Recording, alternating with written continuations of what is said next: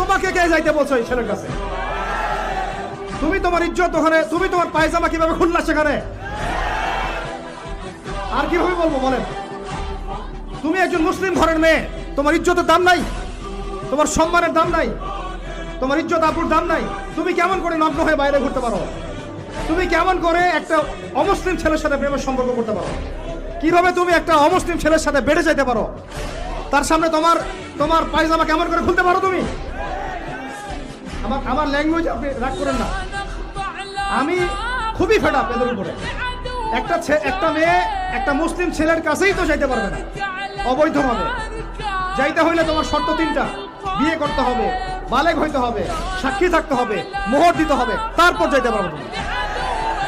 মুসলিম তো মুসলিম করতে করতে এখন অমুসলিমদের সাথে প্রেম করা শুরু করছো। আর যখন অমুসলিমদের দ্বারা তোমরা ধর্ষিত হচ্ছ, তোমাদেরকে পাচার করতেছে, তখন বলে এসে আমাদের কাছে চিঠি লেখো যে আমরা এখন কি করব। এদের কি ভাই ইয়া নাই? বাসায় কি বাবা নাই?